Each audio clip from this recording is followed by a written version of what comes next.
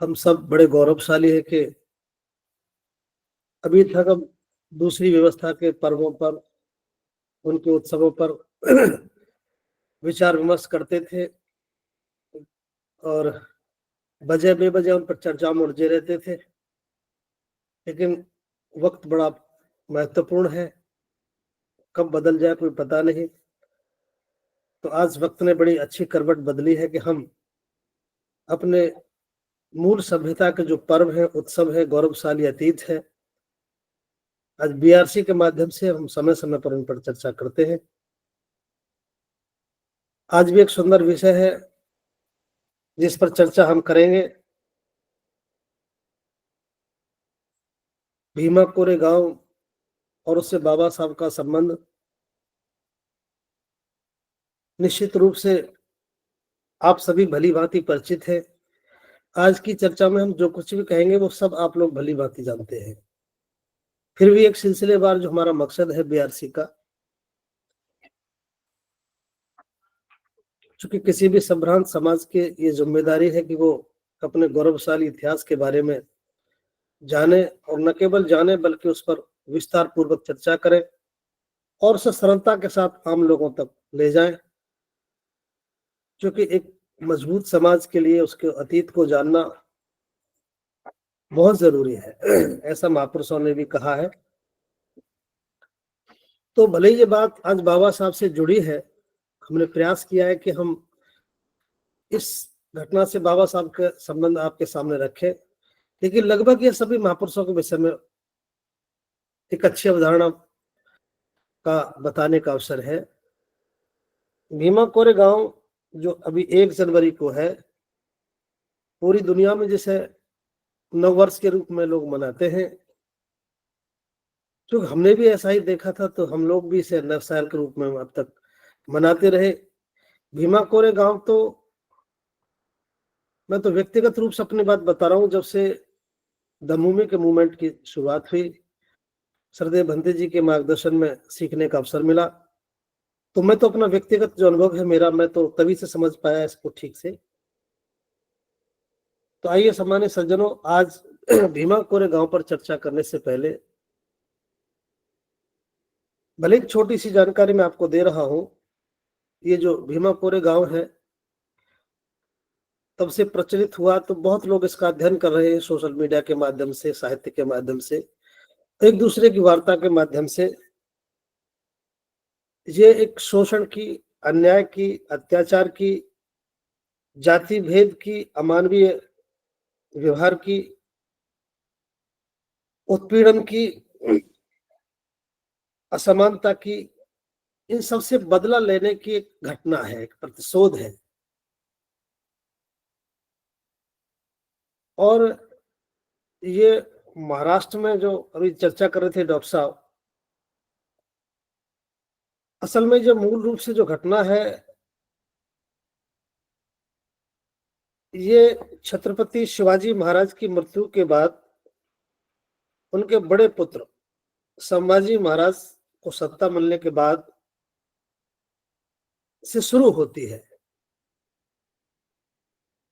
आप समझ रहे होंगे कि एक लंबे समय से, जब से सभ्यता प्रारंभ हुई है हमारे यहाँ,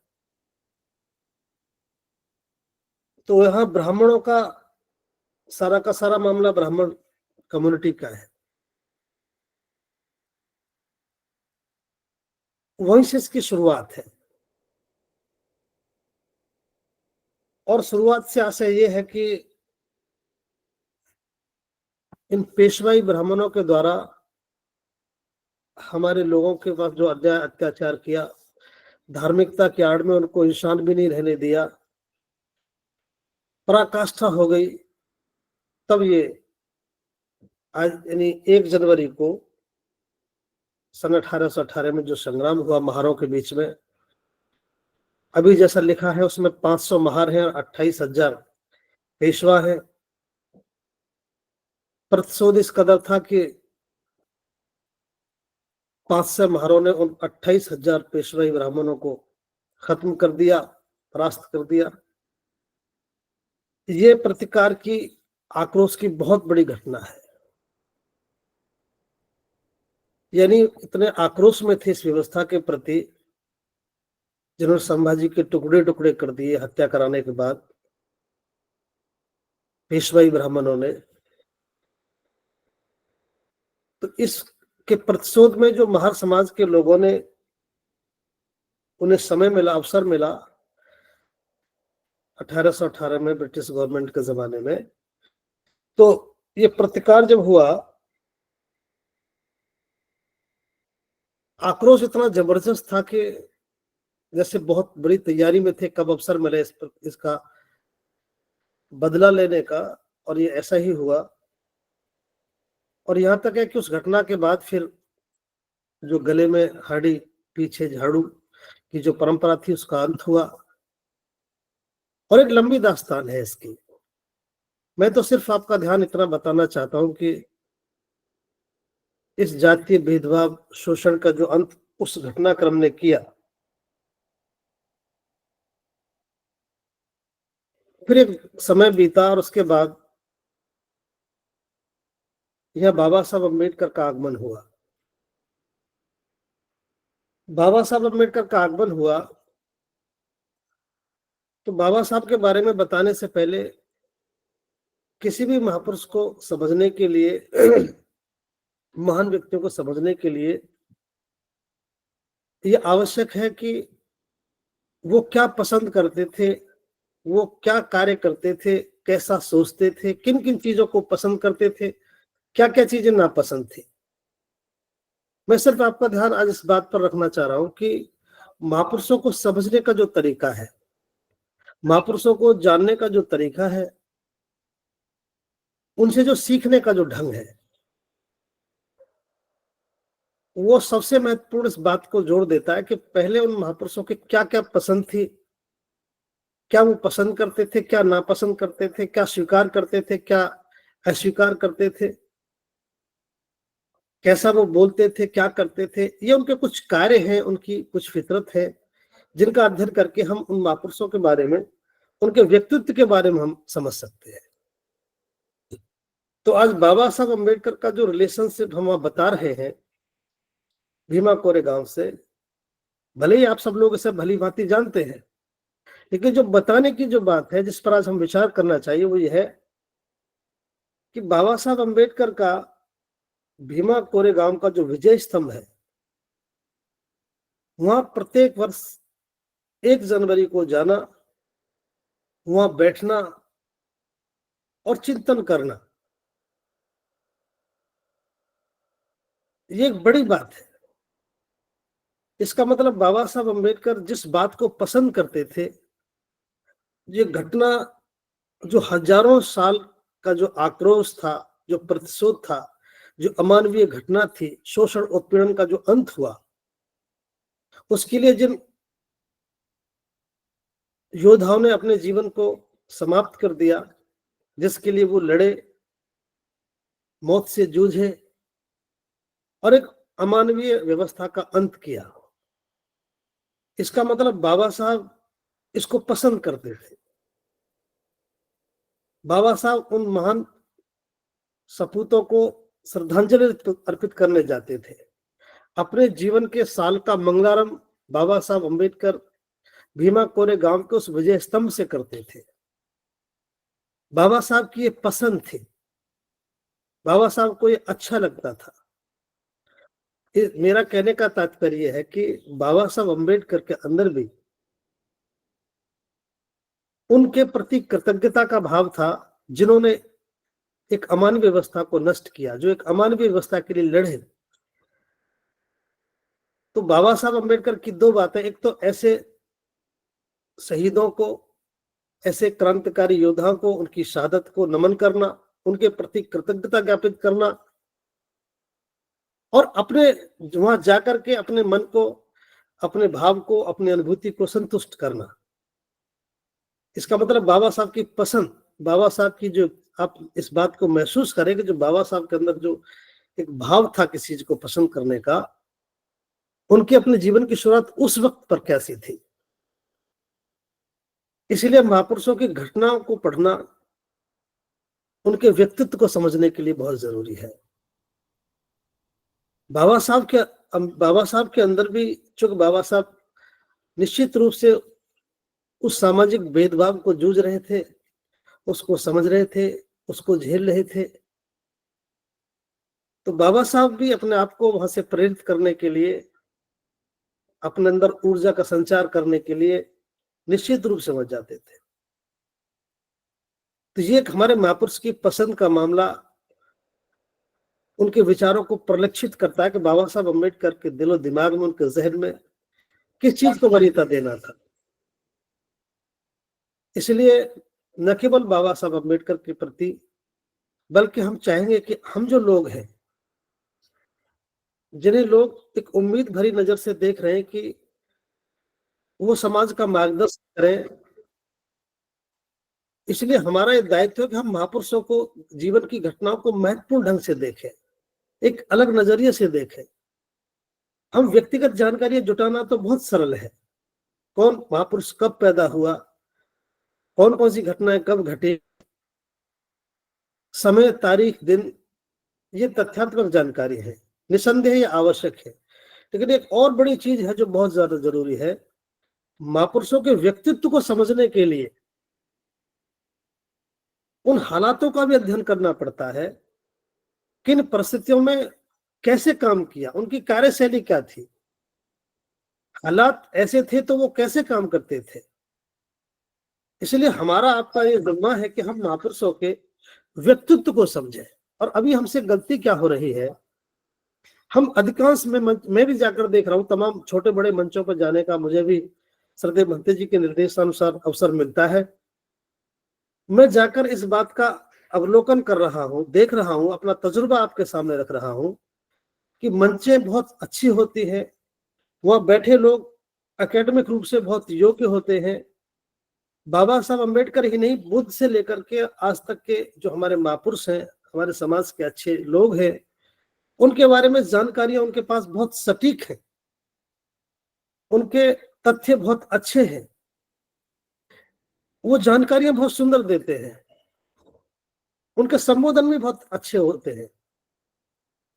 लेकिन जो चीज उनसे छूट रही है अधिकांश लोगों से, मैं सबकी बात नहीं कर रहा, अधिकांश लोगों से महापुरुषों के व्यक्तित्व को समझना, उनके बारे में बताना, ये छूट रहा है। और ये छूट इसलिए रहा है कि हम जो कुछ पढ़ रहे हैं, किसी का लिखा हुआ पढ़ रहे हैं, किसी का बताया हुआ समझ रहे हैं, ये सब कुछ महापुरुषों को समझना। जैसे आज हमने जोड़ा, बीआरसी ने जोड़ा भीमा कोरेगांव और बाबा साहब का संबंध, इसमें बताने के लिए बहुत कोई बड़ी बात नहीं है। बड़ी बात सिर्फ यही है, बताने के लिए तो अगर भीमा कोरेगांव को हम बताएं तो कब हुआ, कहाँ हुआ, किस किस के बीच हुआ, कौन सी तारीख थी, क्या समय था, एक लंबी फहरिस्त है बताने के लिए। इसे आप सभी भली भांति जानते हैं। लेकिन हमारा बीआरसी का जो प्रयास है, बीआरसी चाहती है कि महापुरुषों को ठीक से समझा जाए, उनके व्यक्तित्व को समझा जाए, इन घटनाओं में भीमा कोरेगांव जाने में और बाबा साहब का वहां बैठने में क्या संबंध है, आखिरकार बाबा साहब की मनोदशा क्या थी, बाबा साहब पसंद क्या करते थे, बाबा साहब चाहते क्या थे। तो आज बीआरसी का ये बहुत अच्छा प्रयास है कि हम लोग महापुरुषों को उनकी घटनाओं के साथ जोड़कर पढ़ें। इस बात पर, ये किताबों की बात नहीं है, ये मनन की बात है, चिंतन की बात है जो बीआरसी करा रही है। श्रद्धेय भंते जी जो आज कर रहे हैं वो बस यही काम कर रहे हैं। भंते जी में और शेष लोगों में एक बड़ा फर्क है, किताबी ज्ञान होना चाहिए, लेकिन व्यक्तित्व को समझने के लिए चिंतन मनन भी होना चाहिए। आज बाबा साहब अम्बेडकर का, ऐसे ही मैं बुद्ध की बात करता हूँ, छोटा सा, मैं बुद्ध तथागत से लेकर के तथागत का निष्क्रमण जो है, उनका गृह त्याग, अब तक हम सभी लोग ऐसे पढ़ रहे थे कि जो हमें नहीं, जो उचित नहीं था। बुद्ध के बारे में किताबों में आप देख रहे होंगे कि एक बार बुद्ध अचानक ही बाग में निकले और उन्होंने मृत्यु को देखा, पार्थिव शरीर को देखा और उन्हें मृत्यु का ज्ञान हुआ, जो आधारहीन और निरर्थक बातें हैं। लेकिन आज हम देख रहे हैं कि बुद्ध का गृह त्याग कितना सुंदर प्रयोजन है। एक राजा की संतान, पूरे सुख में पनले वाली संतान, पूरे संसाधनों से परिपूर्ण जीवन, लेकिन एक ऐसी घटना जो तथागत बुद्ध को गृह त्याग तक ले जाती है, उसके पीछे जन कल्याण की भावना थी, न्याय की भावना थी, वर्ग संघर्ष को रोकने की बात थी। तथागत बुद्ध ने गृह त्याग स्वीकार किया, उसके पीछे प्रयोजन क्या था? उस वर्ग संघर्ष को रोकना था, न्याय संगत बात करने के लिए था, जनहानि को रोकने के लिए था। तो तथागत बुद्ध का गृह त्याग जिस मकसद से था, तथागत का गृह त्याग पूरी दुनिया के कल्याण का कारण बना, दुख मुक्ति सुख प्राप्ति का कारण बना। ये इसकी अवधारणा साफ हुई। इसलिए तथागत बुद्ध को समझने के लिए जहां बहुत सारी जानकारियां आवश्यक है,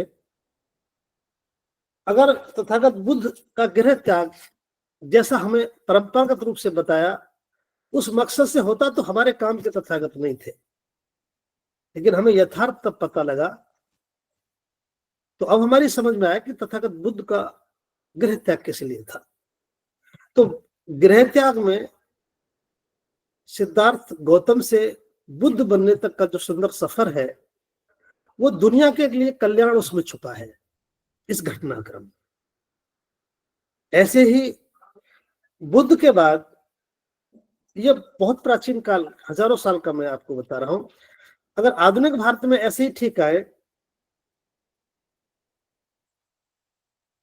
तो मान लीजिए आधुनिक भारत में हम देखें तो राष्ट्रपिता ज्योतिबा साहब, माता सावित्रीबाई फुले।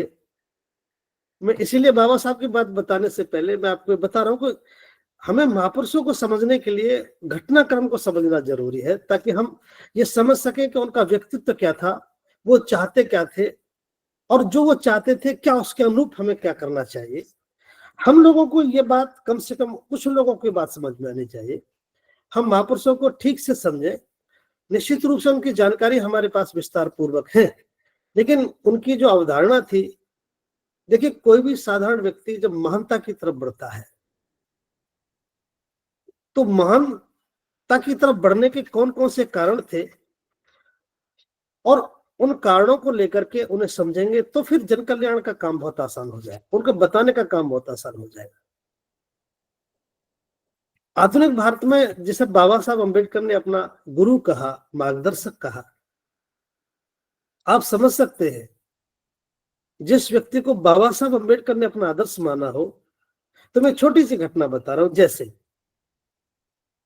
ज्योतिबा फुले साहब निश्चित रूप से एक साधन संपन्न परिवार के व्यक्ति थे, सामान्य जीवन जी रहे थे, लेकिन एक अपमान की घटना उनके साथ घटी है।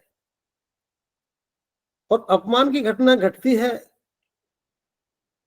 इस अपमान की घटना को लेकर के माता सावित्रीबाई फुले, जो बिल्कुल अशिक्षित थी, अक्षर ज्ञान भी नहीं था, उनके बीच दोनों का संवाद, माता सावित्रीबाई फुले और ज्योतिबा साहब का संवाद, जो आपसी संवाद है, उनके आक्रोश का कारण अगर माता सावित्रीबाई फुले ने पूछा कि 2-3 दिन कमरे से नहीं निकले अपमान के बाद, तो ज्योतिबा साहब ने कहा कि सावित्रीबाई फुले, मैं अमुक जाति के बारात में गया था, मेरा बड़ा अपमान हुआ है, मेरा मन करता है कि मैं जाकर उनको मार डालूं।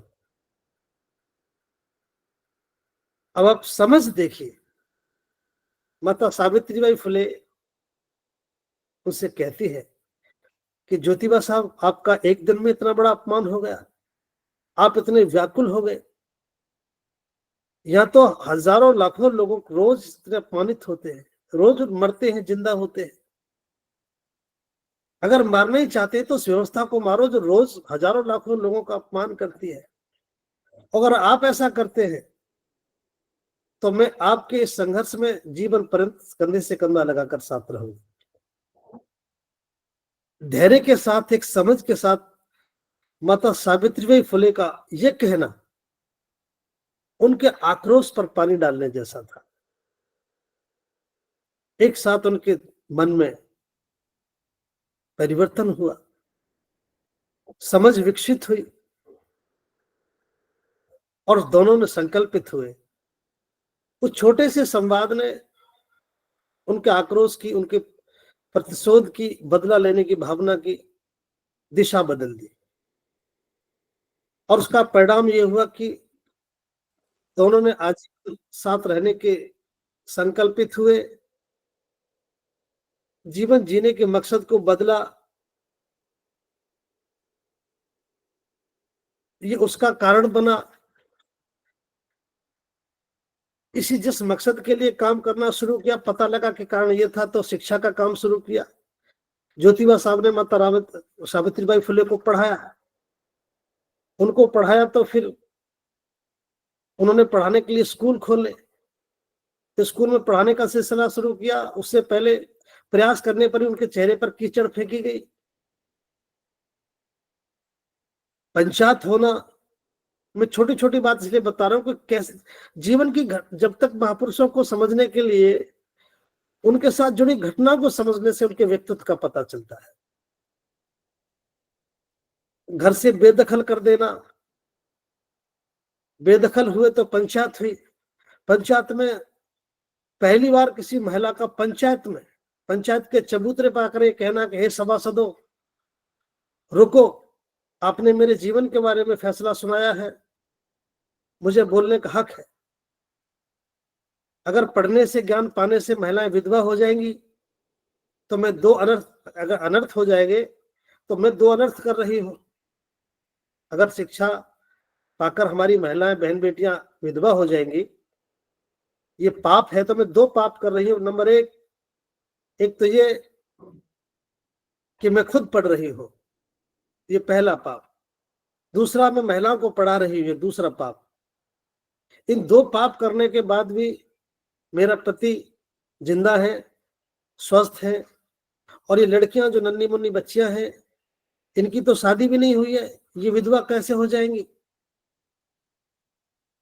एक महिला का बोलने पर भी पाबंदी थी, घर से बाहर निकलने पर भी पाबंदी थी, लेकिन उस जमाने में आकर के पंचायत में चबूतरे पर आकर के प्रतिकार करना कितना साहस का काम था। वो निरुत्तर हुए और लौट गए। बेदखल को, संपत्ति से बेदखल के प्रभाव को झेला, सामाजिक बहिष्कार को झेला। ब्राह्मण एक व्यक्ति के द्वारा बुरी हरकत करने पर तमाचा मारा। उस जमाने में ब्राह्मणों की महिलाओं को संरक्षण देने का अवसर आया और प्लेग में अंततः उनका जीवन खत्म हो गया। तो छोटे छोटे बिंदु से इसलिए बात बता रहा हूं, यहां उनकी योग्यता का मामला नहीं है, वो कितने योग्य थे। यह विषय है कि उनके मन में करने का संकल्प कितना बड़ा था, वो करना क्या चाहते थे। हजारों साल के अंधेरे में, ज्ञान के अंधेरे में उस वक्त चिराग जला देना, एक महापुरुष का संकल्प, अपमान का प्रतिकार करने का तरीका आप देखिए। अभी बाबा साहब को तो समझ लें, फिर मैं इसलिए बता रहा हूं, जिससे बाबा साहब ने अपना आदर्श माना, अपना गुरु माना, मैं उनके जीवन को जोड़ रहा हूं कि उस वक्त में जब हजारों साल के शिक्षा के अंधकार में, अज्ञानता के अंधकार में, अगर जब अवसर मिला, साहस किया, संघर्ष किया, जीवन दांव पर लगा दिया,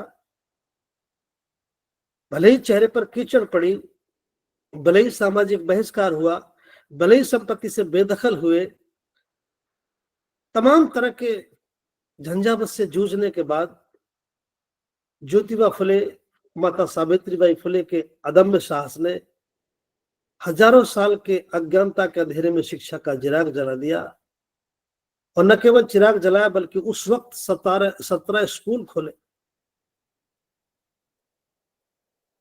उनका खुद अनपढ़ होने के बाद उन्हें पढ़ाना, बजाय किसी व्यक्ति को खत्म करने के, बजाय किसी व्यक्ति पर चोट मारने के, व्यवस्था पर चोट मारी। ज्योतिबा फुले साहब का अपमान हजारों लोगों के कल्याण का कारण बन गया, रूपांतरित हो गया। तो आज मैं इसलिए बात आपके सामने रख रहा हूं भीमा कोरेगांव की से एक दिन पहले कि निश्चित रूप से आप महापुरुषों के बारे में बताएंगे, उनकी जानकारियां देंगे, लेकिन किस महापुरुष का मकसद क्या था, जो काम करने का ढंग क्या था, अगर ये बात हमारी ठीक से समझ में आए तो हम व्यक्तियों के बजाय उन व्यक्तित्व पर चर्चा करेंगे, उनके कार्यशैली को समझेंगे, महापुरुषों के जो इरादे थे, जो काम करने का साहस था, उनकी जो कार्यशैली थी, इस पर भी कभी चर्चा करेंगे। तो मेरा एक भरोसा बहुत मजबूत है,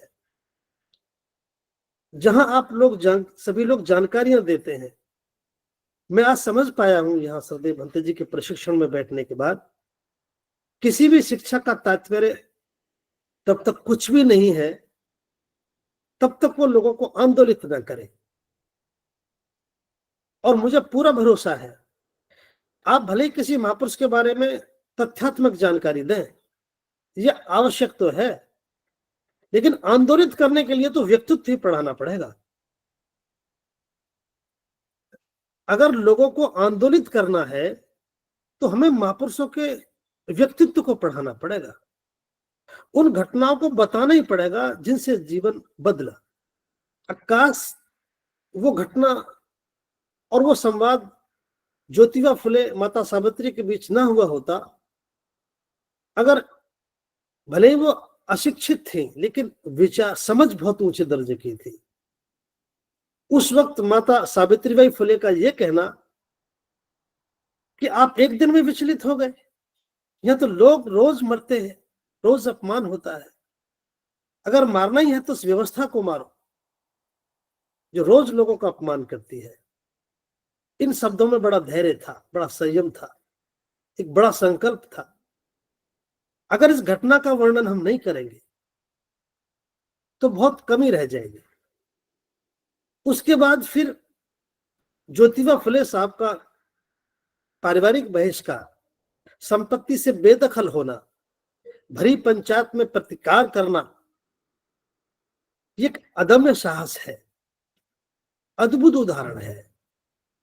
ये घटना है जो जीवन को समझने का ठीक मार्ग बनती है। और अंततः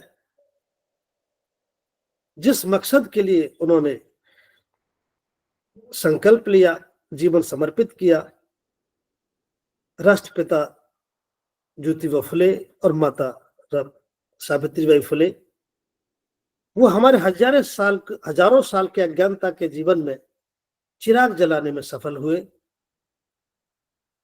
पूरा देश, पूरा समाज हमेशा उनके प्रति कृतज्ञ रहेगा।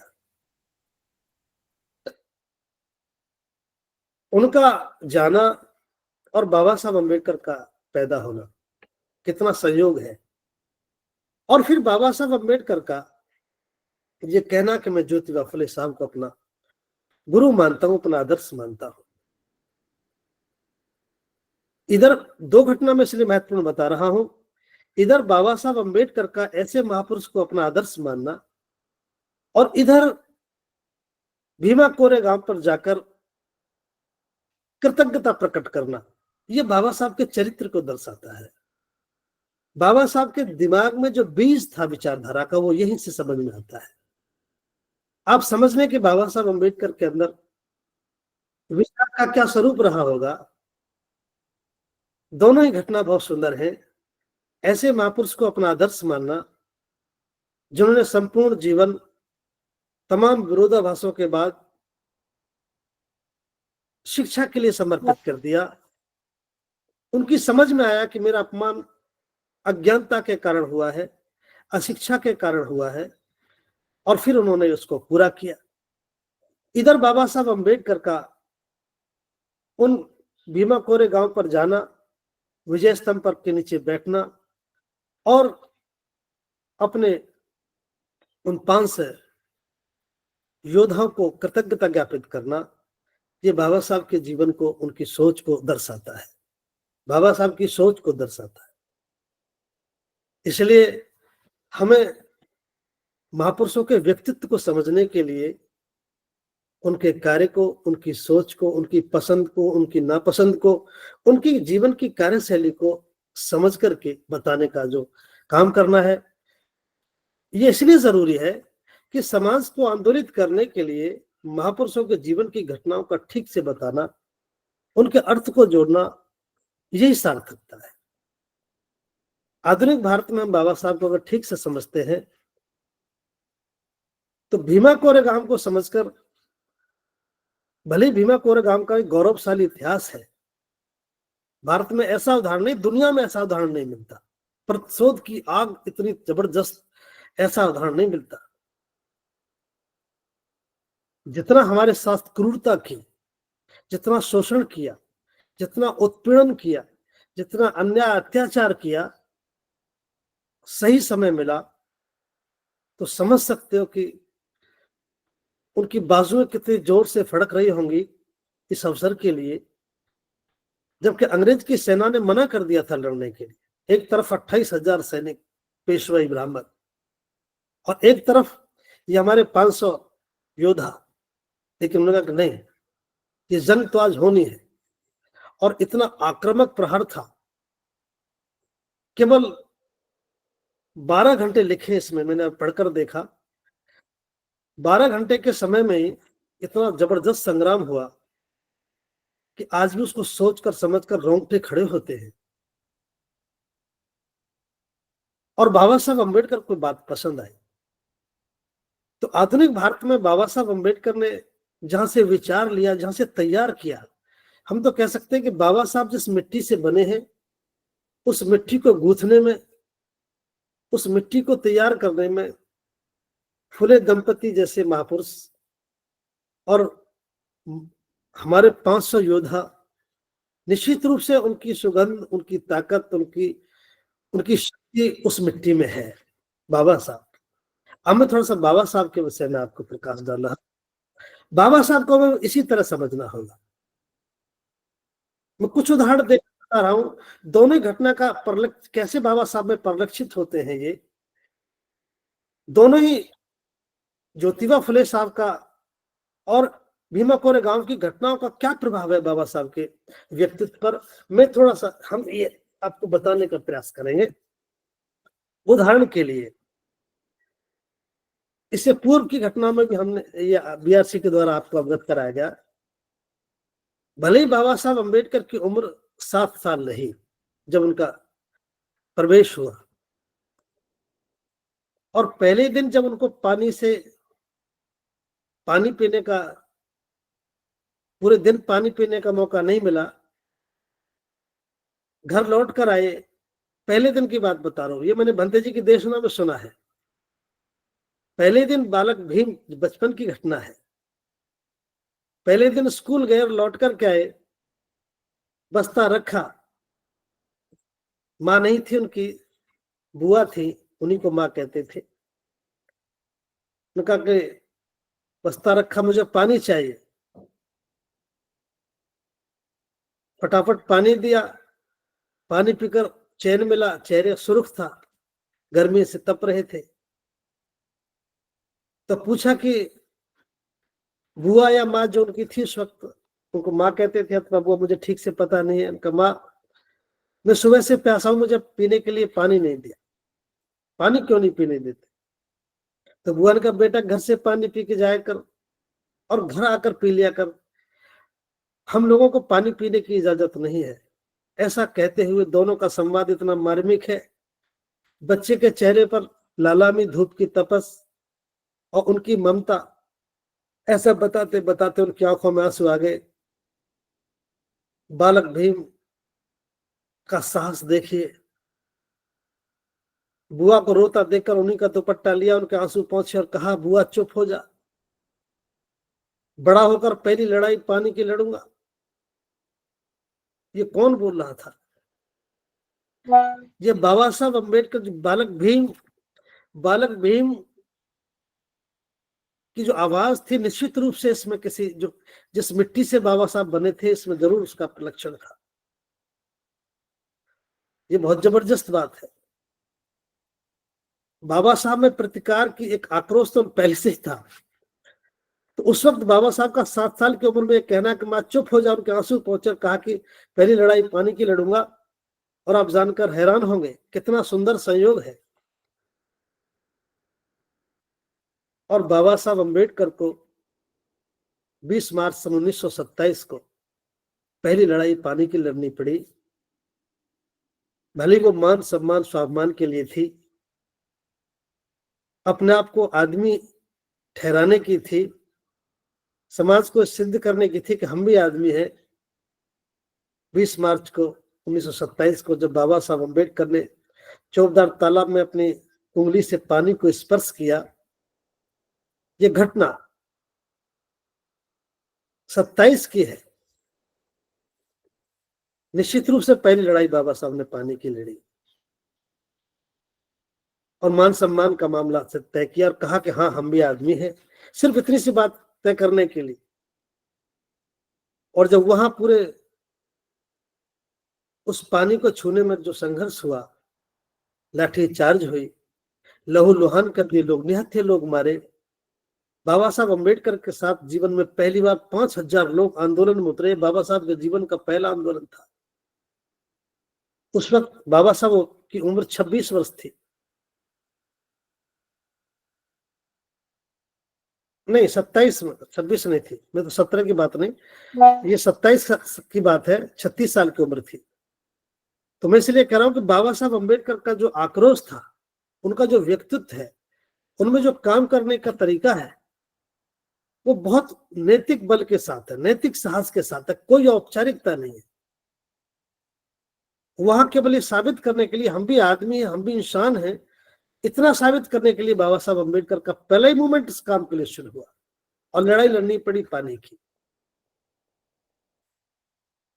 और फिर थोड़ा इससे आगे चलते हैं। तो इसलिए बता रहा हूं कि बाबा साहब के व्यक्तित्व को समझने के लिए, उनके काम को समझने के लिए हम सोसाइटी में इन घटनाओं को कायदे से अगर हम प्रस्तुत करेंगे तो जो हमारे कार्यकर्ता हैं, जो नौजवान हैं, जो कुछ करने का मादा रखते हैं, वो दिशाहीन नहीं होंगे। और बाबा साहब को ठीक से समझकर, मैं बात इसलिए कह रहा हूं कि आज भी मैं देख रहा हूं भीमा कोरेगांव पर जाने के बाद, जाते जाते भी हम अति आवेश में, अति उत्साह में निरर्थक बातें करके हम बेवजह के झगड़े टंटे कर लेते हैं।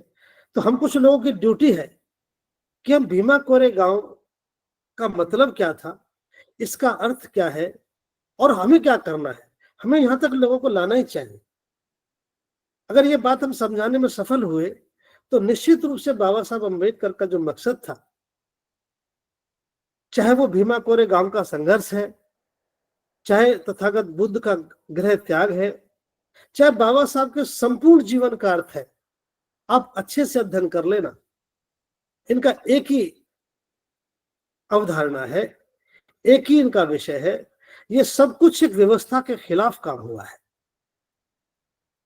भीमा कोरेगांव भी उस व्यवस्था का अंत ही करना था। महाकाणिक बुद्ध का भी घर से निकलना एक अमानवीय व्यवस्था का अंत करना था। बाबा साहब अम्बेडकर के पूरे जीवन का एसेंस, उनका जो सार है, वो भी एक व्यवस्था के खिलाफ है और एक अपनी व्यवस्था को स्थापित करने का मतलब। ये माध्यम अलग अलग है, ये घटना अलग अलग है, ये इस मूवमेंट के पात्र अलग अलग हैं, लेकिन निश्चित रूप से इनका मकसद एक ही है।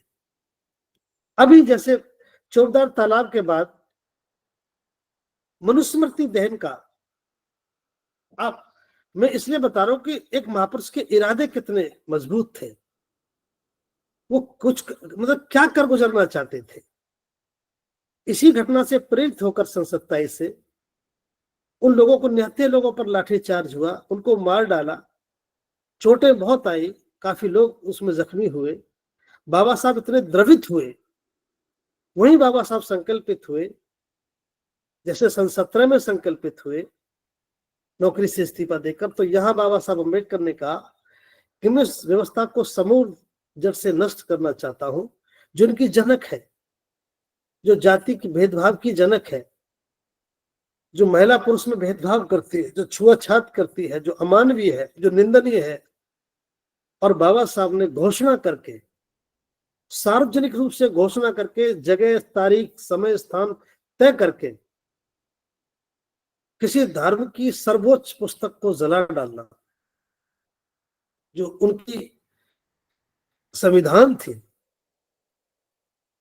मैं इसलिए बात कह रहा हूं कि थोड़ा समझें। आज हम सारे लोग इस बात को जरा ढंग से समझें, बाबा साहब का साहस देखें, उनका निर्णय देखें, उनके अंदर काम करने की किस हद तक चले जाने की क्षमता देखें। उस वक्त बाबा साहब अम्बेडकर के पास कोई सामर्थ्य नहीं, समाज था वो हर तरह से अभावग्रस्त था, शक्तिहीन था, आर्थिक रूप से तमाम कमजोरियां थी। कुछ भी तो बाबा साहब के पास नहीं था, अगर था तो उनके पास एक नैतिक बल था, एक नैतिक ईमानदारी थी, हजारों लोगों की सद्भावनाएं थी, तमाम लोगों के साथ उनकी अच्छी सद्भावनाएं थी, उनके कल्याण की सोच उनके पास थी। और उन्होंने, बाबा साहब अम्बेडकर ने उस वक्त मनुष्य प्रतिमा आग लगा देना, निश्चित रूप से उन 500 योद्धाओं ने जिस व्यवस्था के खिलाफ लड़ा, संघर्ष किया, 28,000 लोगों को दफन कर दिया। मैं पूरे भरोसे के साथ आपको बता रहा हूं, बाबा साहब अम्बेडकर का 1917 का संकल्प और 1818 में भीमा कोरेगांव, 100 साल का अंतर है। दोनों घटनाओं में 100 साल का अंतर है। 1 जनवरी 1818 भीमा कोरेगांव और 1917 बाबा साहब अम्बेडकर का संकल्पित होना, 100 साल का दोनों में अंतर है। और 1927 में मनुस्मृति का दहन ठीक इतने बड़े संग्राम की तरह ही है। निश्चित रूप से वो एक भौतिक रूप से एक संघर्ष था, जिसमें लोगों ने 500 लोगों ने 28,000 लोगों को मार डाला। लेकिन मैं कह रहा हूं कि बाबा साहब द्वारा 25 दिसंबर 1927 को मनुस्मृति का दहन करना भी बिल्कुल ऐसा ही है। कितने विजय भाव से बाबा साहब अम्बेडकर ने काम किया।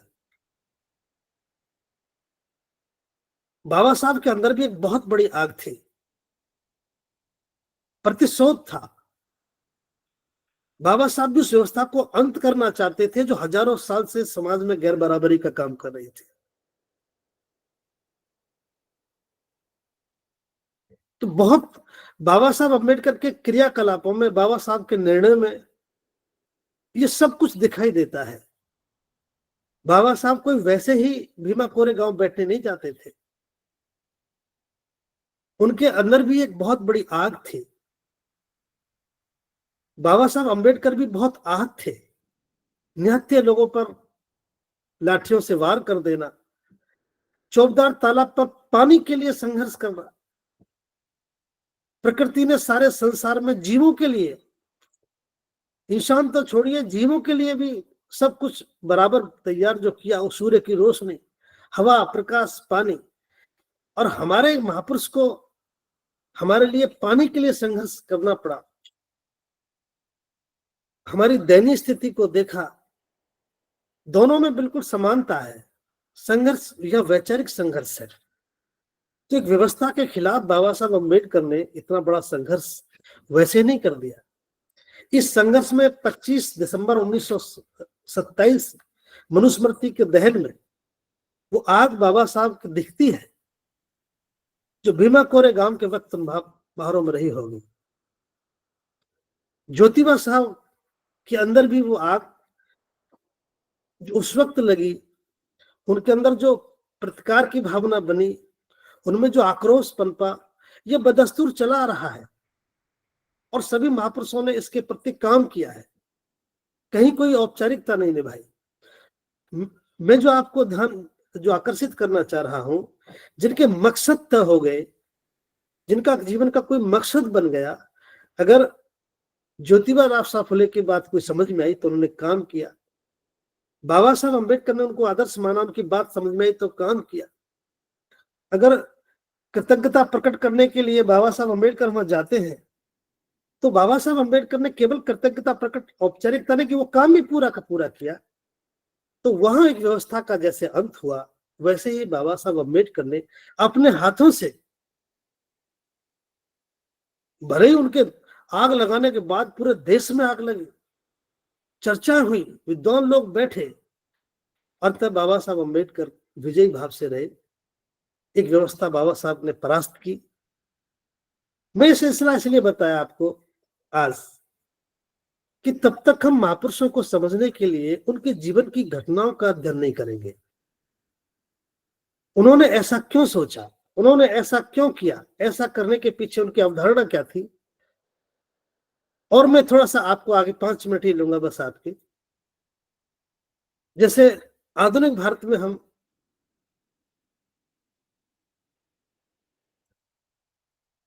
एक छोटी सी घटना और रह गई बताने के लिए मुझे आपसे। 31-32 में गोलमेज कॉन्फ्रेंस में बाबा साहब अम्बेडकर को जाने का अवसर मिला। उस वक्त बाबा साहब की उम्र क्या रही होगी, मैं समझता हूँ 42 के साथ बाबा साहब की उम्र रही होगी, 42 वर्ष की उम्र 31-32 में। यह भारत की धरती पर पहला प्रयास था इन गरीब निरीह लोगों की, मूक बधिर समाज की आवाज को दुनिया के दूसरे शक्तिशाली देश में जाकर के देखिए। मैं बाबा साहब के जीवन में जो परिलक्षित हो रहा है, उनके अंदर जो दया, करुणा, मैत्री हमारे प्रति, उनका कितना नैतिक बल था, कितना साहस बाबा साहब अम्बेडकर में। भीमा कोरे गांव जाना कोई वैसे ही नहीं जाते थे।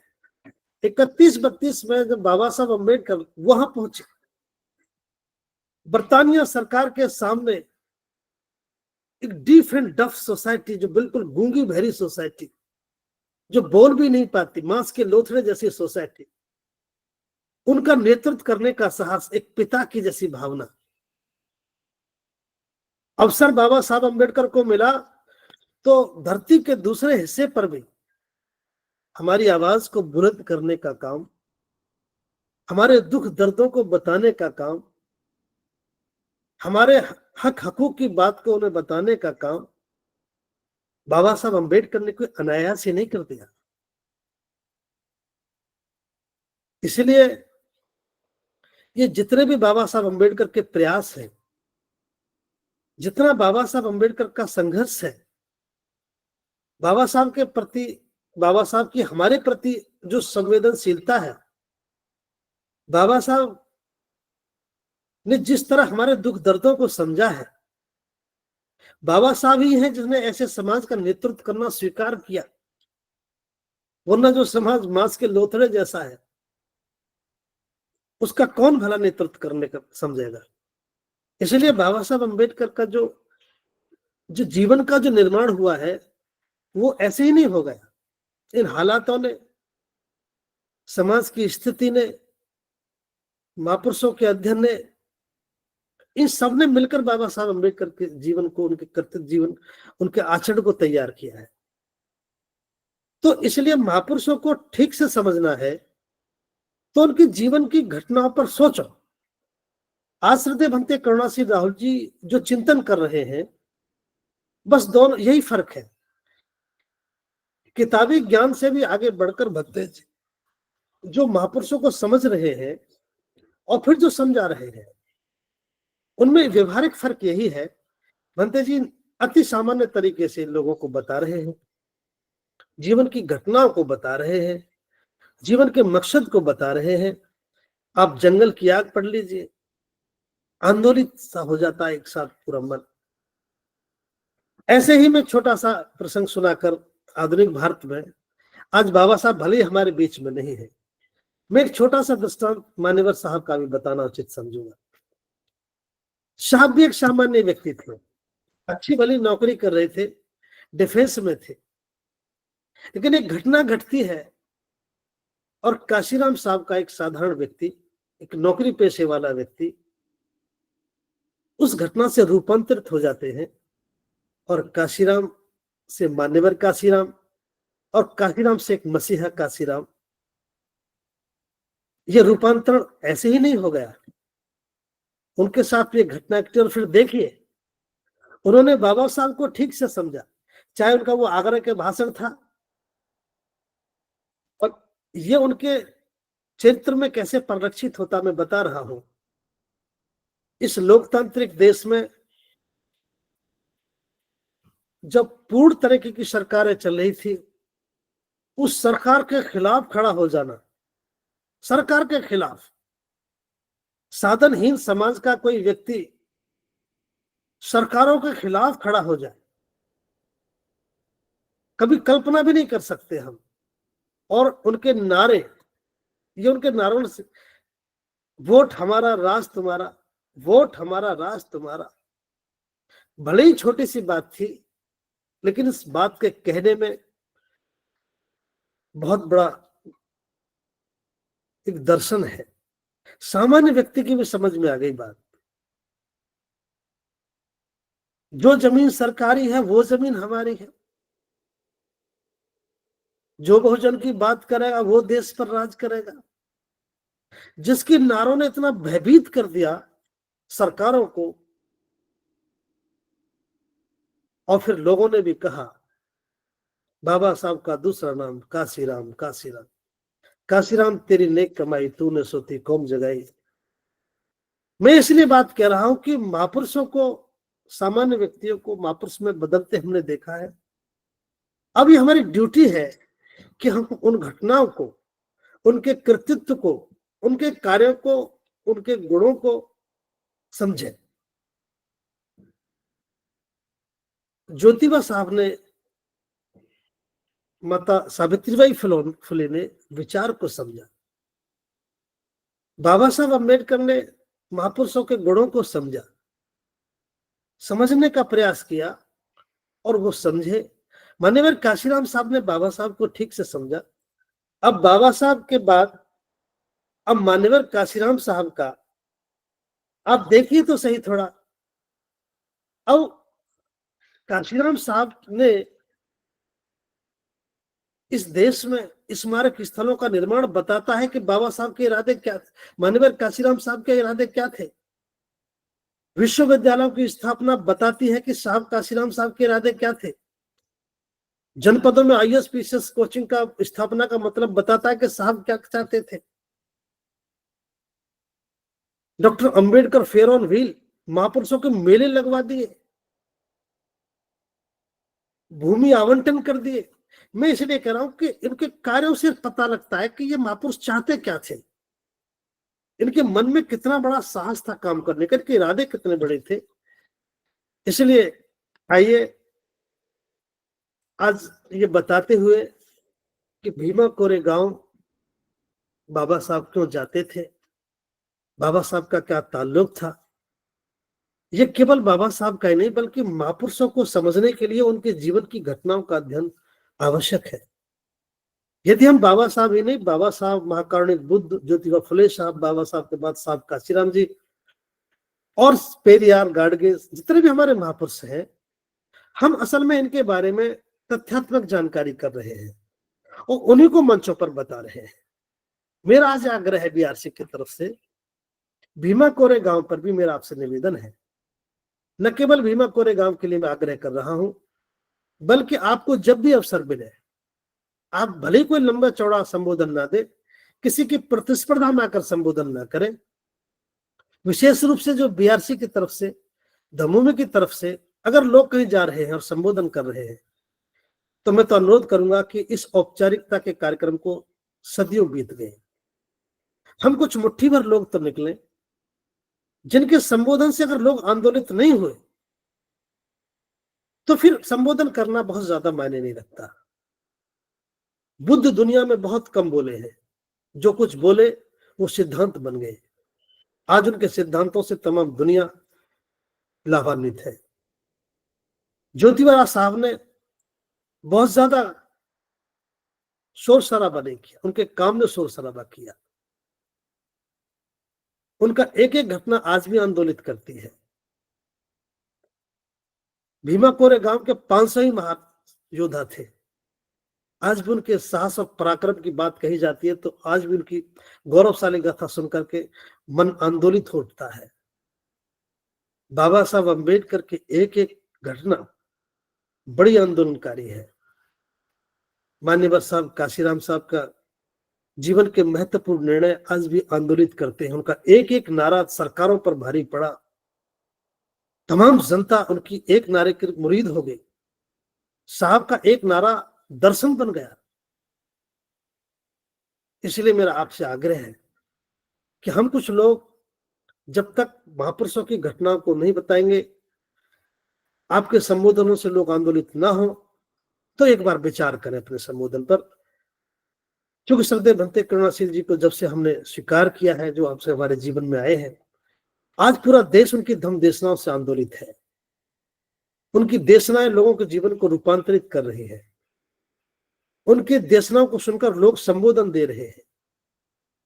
हम जैसे तमाम लोग उनकी देशनाओं का लाभ लेकर के हम भी कुछ कहने का साथ रहे। इसीलिए आप सबसे निवेदन है, आप लोग भीमा कोरेगांव से पूर्व महापुरुषों को ठीक से समझने का कार्य करेंगे। यदि आप ऐसा करेंगे तो इससे देश के लोगों को, बहुत समाज के लोगों को बड़ा लाभ मिलेगा। आज बीआरसी ने अवसर दिया, मैंने जो कुछ कहा सब धम्मभूमि के प्रशिक्षण और श्रद्धेय भंते जी के मार्गदर्शन से मैं सब कह सका। आप सभी को नमो बुद्धाय। जय।